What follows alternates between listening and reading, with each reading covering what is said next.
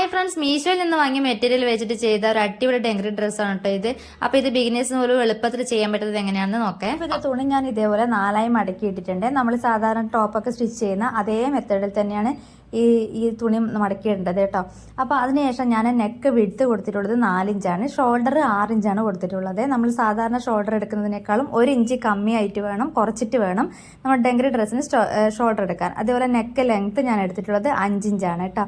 അതേപോലെ arm hole ലെങ്ത്തും, അതാണ് ഇമ്പോർട്ടൻറ്റ്, ആം ഹോൾ ലെങ്ത്ത് ഞാൻ എടുത്തിട്ടുള്ളത് 9 ഇഞ്ചാണ്. നമ്മൾ സാധാരണ എടുക്കുന്ന ആം ഹോൾ ലെങ്ത്തിനേക്കാളും 2-3 ഇഞ്ച് താഴ്ത്തി വേണം ഈ ഒരു ഡെങ്കറി ഡ്രസ്സ് സ്റ്റിച്ച് ചെയ്യുമ്പോൾ ആം ഹോൾ ലെങ്ത്ത് എടുക്കാൻ വേണ്ടിയിട്ട്. അതിനുശേഷം ചെസ്റ്റ് മാർക്ക് ചെയ്ത് കൊടുക്കാം.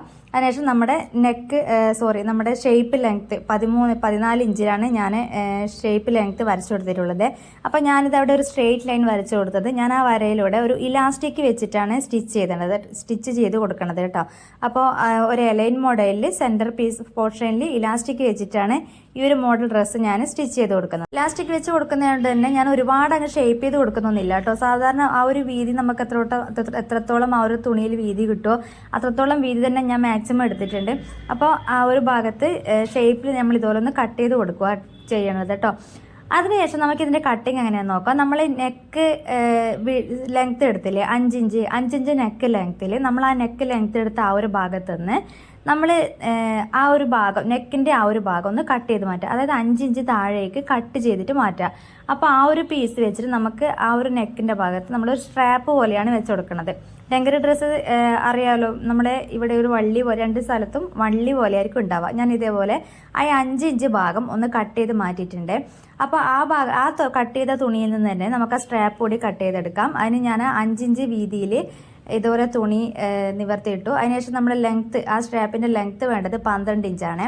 അതായത് 2 ഇഞ്ച് സ്ലീവ് അലവൻസും ചേർത്ത് നമ്മൾ 5 ഇഞ്ച് ലെങ്ത്ത് എടുത്തത്. അപ്പോൾ ബാക്കും ഫ്രണ്ടും ചേർത്ത് 10 ഇഞ്ചോളം ലെങ്ത്ത് വേണം. അതിൻ്റെ കൂടെ 2 ഇഞ്ച് സ്ലീവ് അലവൻസ് തയ്യൽത്തും കൂടി ചേർത്ത് 12 ഇഞ്ച് നീളത്തിൽ കട്ട് ചെയ്തെടുത്തു. ഇനി നമുക്ക് ആ സ്ട്രാപ്പ് ചെയ്യുന്ന സ്റ്റിച്ച് ചെയ്യുന്ന ആ ഒരു ഭാഗം നമുക്കൊന്ന് മാർക്ക് ചെയ്ത് കൊടുക്കാം.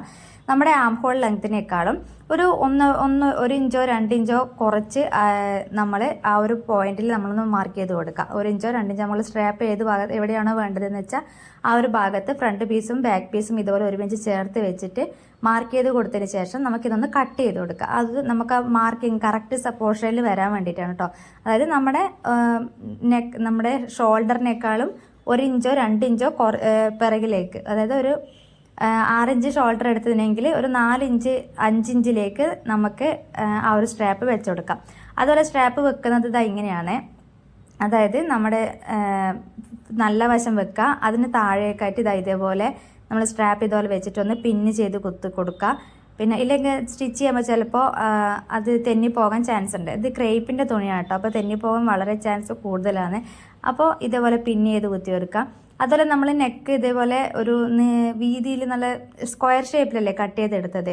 അപ്പോൾ അതിനനുസരിച്ചിട്ടുള്ള തുണി തന്നെ നമുക്ക് നെക്ക് സ്റ്റിച്ച് ചെയ്ത് കൊടുത്താലും മതി കേട്ടോ. നമ്മൾ ക്രോസ് പീസ് വേണമെന്നില്ല, അതായത് നീളത്തിലുള്ളൊരു പീസ് തന്നെ ഇതുപോലെ ഒന്ന് കട്ട് ചെയ്തെടുത്താൽ മതി.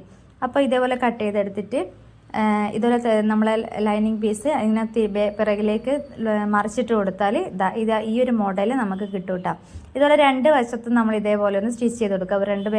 ഫ്രണ്ടും ബാക്കും ഇതേപോലെ സ്റ്റിച്ച് ചെയ്ത് കൊടുക്കുക. അതുപോലെ ഞാൻ ആം ഹോളിൻ്റെ അവിടെ ഇതേപോലെ മടക്കി സ്റ്റിച്ച് ചെയ്ത് കൊടുക്കുന്നുണ്ട്.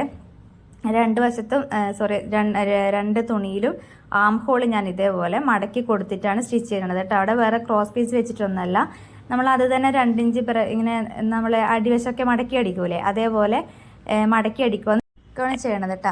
അപ്പോൾ ഈ സ്ട്രാപ്പ് കട്ട് ചെയ്യുന്നത് സ്റ്റിച്ച് ചെയ്ത് അറിയാത്തവർക്കാണെങ്കിൽ നമ്മൾ സാധാരണ നമ്മൾ പാൻറ്റിൻ്റെ നാടിയൊക്കെ സ്റ്റിച്ച് ചെയ്യില്ലേ, അതേ മെത്തേഡ് തന്നെയാട്ടോ ഇത് ചെയ്തത്. അതായത് നമ്മുടെ 2 വശത്തുകൂടി ഒന്ന് അടിച്ചിട്ട് ഉൾവശം തിരിച്ചിട്ട് കൊടുക്കുമ്പോൾ നമുക്കതൊന്ന് കിട്ടും. അത് നല്ലതായിട്ടൊന്ന് അയൺ ചെയ്തെടുത്തിട്ട് നമുക്ക് ഈ സ്ട്രാപ്പ് റെഡിയാക്കി എടുക്കാം കേട്ടോ. അതിനുശേഷം നമുക്ക് ഇലാസ്റ്റിക് വെച്ചെടുക്കാം. ഇലാസ്റ്റിക് നമ്മൾ നേരത്തെ വരച്ചു കൊടുത്തിട്ടില്ലായിരുന്നോ, ആ ഒരു ഷേപ്പ് ലെങ്ത്തിൻ്റെ അവിടെ ഒരു ലൈന് വരച്ചു കൊടുത്തിട്ടില്ലേ, ആ ഒരു ഭാഗത്തുനിന്ന് നമുക്ക് ഇലാസ്റ്റിക് വെച്ചെടുക്കാം. ഇലാസ്റ്റിക് നമ്മൾ അളക്കുമ്പോൾ നമ്മൾ ടോട്ടൽ നമുക്ക് വേണ്ടുന്ന അളവിൽ നിന്ന് ഒരു 3-4 ഇഞ്ച് കുറച്ചിട്ട് വേണം ഇലാസ്റ്റിക് എടുക്കാൻ വേണ്ടിയിട്ട്. അപ്പോൾ മാത്രം നല്ല ഷേപ്പിൽ ഇങ്ങനെ കിട്ടുള്ളൂ. അതിനുശേഷം നമുക്ക് ഇലാസ്റ്റിക് വെച്ച് കൊടുത്തതിന് ശേഷം നമുക്ക് 2 സൈഡും കൂടി ചേർത്തൊന്ന് സ്റ്റിച്ച് ചെയ്ത് കൊടുക്കാം. അപ്പോൾ ഡെങ്കറി ഡ്രസ്സിൻ്റെ സ്റ്റിച്ചിങ് ഒക്കെ ഇത്രയേ ഉള്ളൂ കേട്ടോ. വളരെ എളുപ്പത്തിൽ ഈസി ആയിട്ട് ചെയ്യാൻ പറ്റുന്നത് മാത്രമേ ഉള്ളൂ. അപ്പോൾ വീഡിയോ ഇഷ്ടപ്പെട്ടൊന്ന് സബ്സ്ക്രൈബ് ചെയ്യുക, കൂട്ടത്തിലൊന്ന് ലൈക്ക് ചെയ്യാം കേട്ടോ.